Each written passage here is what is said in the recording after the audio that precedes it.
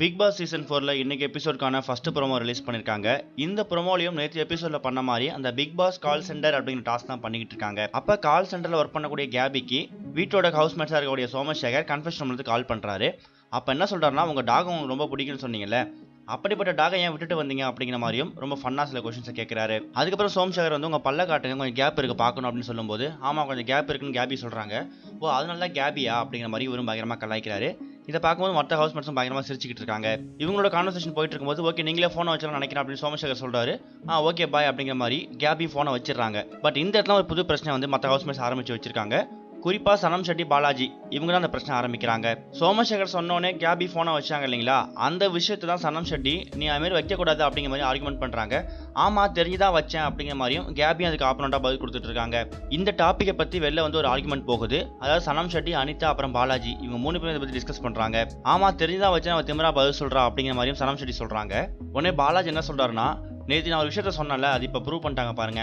எப்போ பார்த்தாலுமே அவனை வந்து பெஸ்ட் பிளேயர்னு சொல்றதுக்கு ஒரு கூட்டம் சுத்திக்கிட்டே இருக்கு, அதனால அவன் கேமே விளையாட மாட்டான் அப்படிங்கிற மாதிரியும் சோமசேகருக்கு அகேன்ஸ்டா சில விஷயங்களை பாலாஜி பேசிக்கிட்டு இருக்காரு. நேற்று எபிசோட்ல இருந்தே பாலாஜிக்கு என்னாச்சுன்னு தெரியல, அடுத்தவங்களை பத்தி சில விஷயங்களை குறை சொல்றதே வேலையா வச்சிருக்காரு.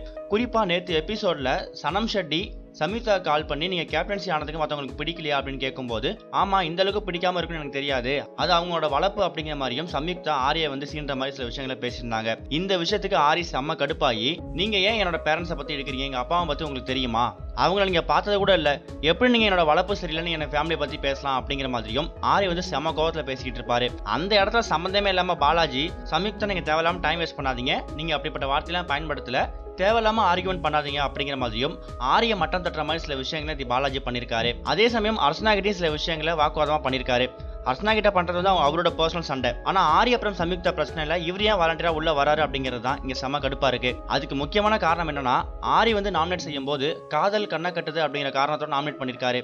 அந்த ஒரு காண்டை தான் இப்ப பாலாஜி தீர்த்துக்கிறாரோ அப்படிங்கிற மாதிரி தோணுது. ஏன்னா இந்த எபிசோட்ல சிவானியோட உட்காந்து பேசிட்டு இருக்கும்போது, உன்னை எனக்கு ரொம்ப பிடிக்கும், உன் மேல பாசமா இருப்பேன்னு சொல்லுவாராம். ஆனா அதே ஆளு உள்ள கன்ஃபெஷன் ரூம் போயிட்டு காதல் கண்ண கட்டுறது நாமினேட் பண்ணுவாராம். இதுக்கு நீங்க உண்மையா விளையாண்டு போலாம்ல அப்படிங்கிற மாதிரியும் ஆரிய பிளேம் பண்ற மாதிரி சில விஷயங்களை சிவானி கிட்ட சொல்லிட்டு இருந்தாரு. அந்த ஒரு கடுப்புல தான் இப்ப பாலாஜி பேசிட்டு இருக்காரு அப்படிங்கிறது பார்க்கும்போதே தெரியுது. எதுக்கு எடுத்தாலும் கையை நட்டி பேசாதீங்க, கத்தி பேசாதீங்கன்னு இவர் டாமினேட் பண்ற மாதிரியே சில விஷயங்களை ஆரி கிட்ட சொல்லிக்கிட்டு இருக்காரு. ஆனா அந்த விஷயத்த அவரு ஃபாலோ பண்ண மாட்டாரு. அவரும் கத்தி தான் பேசுறாரு, அவரும் கை நட்டி தான் பேசுறாரு. அதை யாரும் மற்ற ஹவுஸ்மேட்ஸ் எல்லாம் கண்டுக்க மாட்டாங்க. இவங்களோட ஆர்குமெண்ட் எதுல போய் முடிய போகுது அப்படிங்கறத வெயிட் பண்ணி பார்க்கலாம். இது வரைக்கும் கனெக்டிங் டிவிக்கு சப்ஸ்கிரைப் பண்ணனா மறக்காம சப்ஸ்கிரைப் பண்ணிக்கங்க. உடனடி அப்டேட்ஸ் பெறுவதற்கு நோட்டிஃபிகேஷன் பெல்லையும் கிளிக் பண்ணிக்கங்க.